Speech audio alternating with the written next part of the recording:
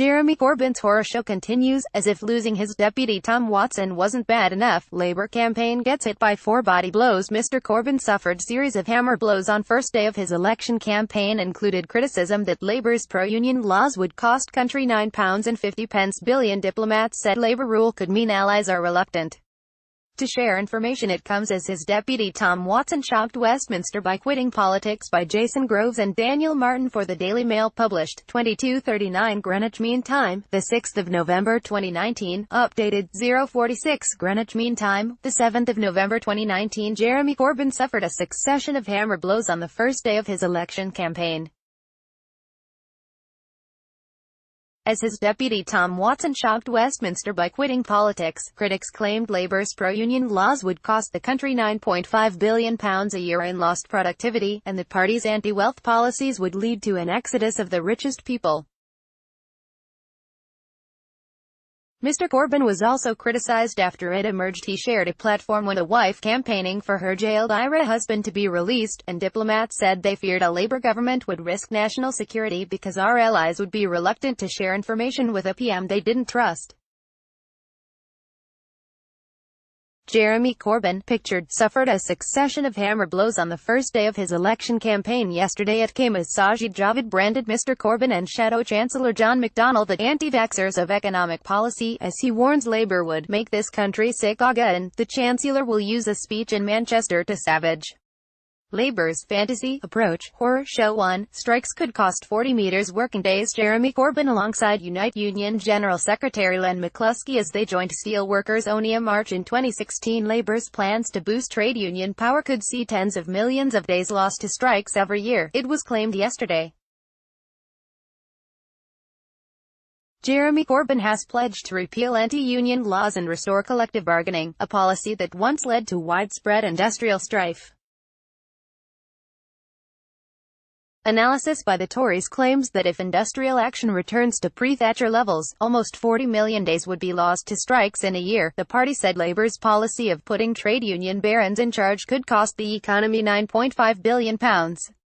It comes as 2 of Mr. Corbyn's union backers, the rail workers RMT and the postal workers CWU, unveiled plans for strikes before Christmas. Business Minister Nadhim Zahawi said, "This is just a taste of things to come if Jeremy Corbyn is elected PM." His plans to roll back the clock and make it easier for his union chums to go on strike could lead to a huge amount of disruption. This comes on top of his plan to hold another 2 referendums in 2020. A vote for Jeremy Corbyn would not just ruin Christmas, it would lead to years of disruption and delays for families. "We simply can't afford the cost of Corbyn," Labour MP Laura Pidcock said. "This is a pathetic, baseless attempt to distract from the Tories' disastrous record on workers' rights and pay." Daniel Martin, policy editor, but he will warn that Britain needs to take the economic threat of Labour deadly seriously, saying, "It's easy to poke fun at Comrade Corbyn and his fantasy economics, but this is a close election and I am taking nothing for granted." In Liverpool, Mr. McDonnell will set out his latest eye-watering proposals, including a new £150 billion spending spree and a plan to relocate large parts of the Treasury from London to the north of England.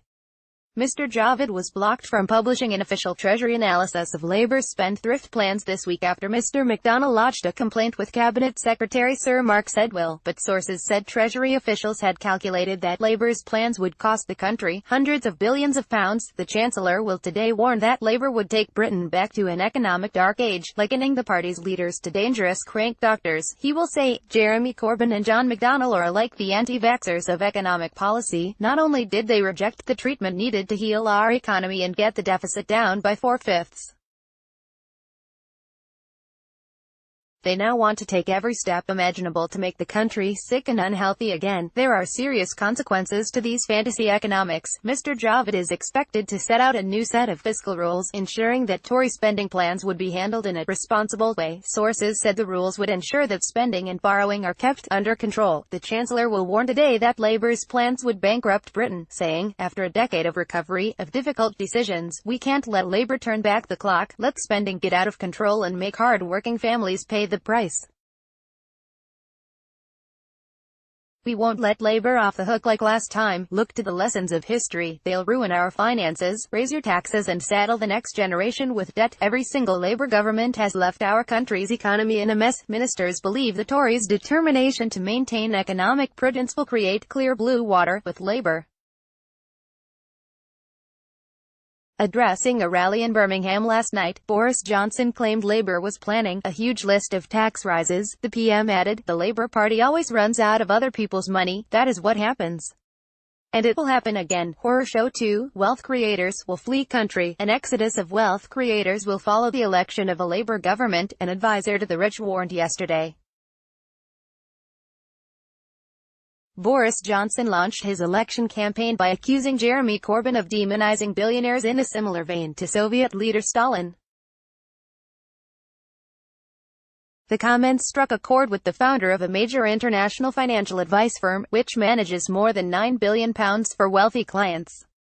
Nigel Green said Mr. Corbyn was determined to soak the rich and said his firm's clients are worried about the damaging impact of a Jeremy Corbyn-led government on their finances. The 60-year-old Briton said many fear Mr. Corbyn will raise inheritance tax, income tax, stamp duty and capital gains taxes on investments.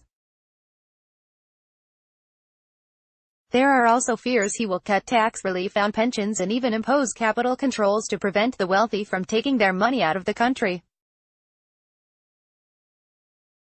Mr. Green said, "We can realistically expect a Corbyn government would trigger an exodus of the country's most successful and wealthiest individuals. Should these largely job and wealth-creating individuals emigrate, government finances will suffer because they contribute a disproportionately large amount to the state's coffers." Yesterday Mr. Corbyn told a rally in Telford, Shropshire, "Billionaires have obviously got a great deal of money and therefore they're in a very strong position to pay a lot more tax." James Salmon, Associate City Editor, Horror Show 3, National Security at Risk. Ex-Labour ministers, spies and diplomats fear national security will be put at risk if Jeremy Corbyn becomes Prime Minister, it has been claimed. Countries in the Five Eyes alliance, which includes the US, Australia, Canada and New Zealand, would be less likely to share information, sources said.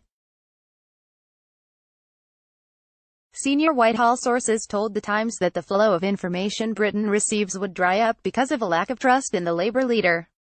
Former Foreign Secretary Jack Straw said other countries could lessen intelligence cooperation with us. Shadow Home Secretary Diane Abbott told Radio 4's Today program, "I've got no idea where Jack Straw, is going with this. I've met with the security services who would be part of my remit and they know democracy depends on supporting the government of the day." One former permanent secretary with close links to the intelligence services said, "It would have a chilling effect.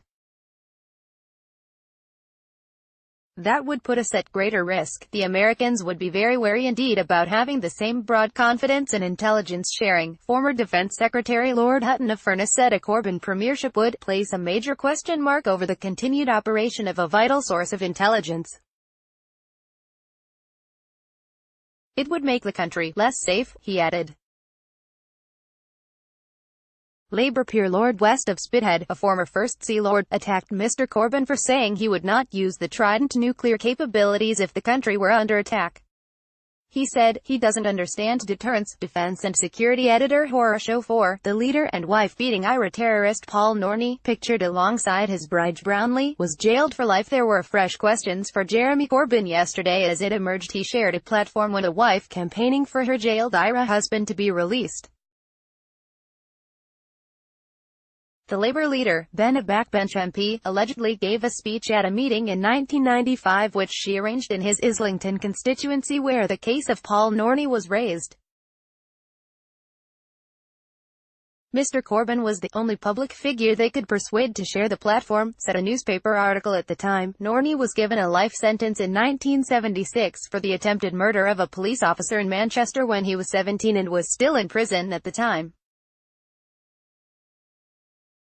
His wife Bride Brownlee, a former IRA volunteer, was jailed for 8 years in 1977 for carrying a bomb. Mr. Justice Cantley, the judge at the trial where Norney and 4 other men were convicted, described them as dedicated and utterly callous terrorists. At the time of his arrest, Norney was on the run charged with the murder of 2 British soldiers in Belfast, for which he never stood trial. It was reported that Mr. Corbyn gave a tedious speech at the 1995 event at a library organised by Brownlee. then 35, she was interviewed by The Independent in June that year about her fight for her husband's release. The mother of three had been preparing to travel to England to visit Norney, one of Britain's longest-serving Republican prisoners. The newspaper article read, "Last Thursday, she handed in a petition at Downing Street. Half an hour later, John Major resigned as leader of the Conservative Party. That evening, she spoke at a meeting in Islington Library attended by a half-empty room of the faithful. Jeremy Corbyn, Labour MP for Islington, is the only public figure they could persuade to share the platform. He gives a tedious and misinformed speech. It is difficult to see what her efforts are achieving." The plight of Irish prisoners is not big news here, yet the issue of political prisoners is one of the main impediments to lasting peace in Northern Ireland. Norney was freed in 1999 under the terms of the Good Friday Agreement. But in 2013, when aged 55, he was sentenced to 20 months inside after assaulting his wife in a drunken rage on Christmas Day. In 2015, Mr. Corbyn declined when asked 5 times to condemn IRA violence unequivocally during a BBC radio interview. In 1984, as a new MP, he sparked outrage by inviting Republicans to the House of Commons days after the Brighton bomb. Mr. Corbyn also observed a minute's silence in 1987 for 8 IRA members killed by the Sassin ambush in Gibraltar. Tory party chairman James Cleverly said, "The first duty of the Prime Minister is to defend our country. People will fail to understand how someone who wants to lead our country has regularly campaigned against the very people who have chosen to put themselves in harm's way to keep their country safe," a Labour Party spokesman said.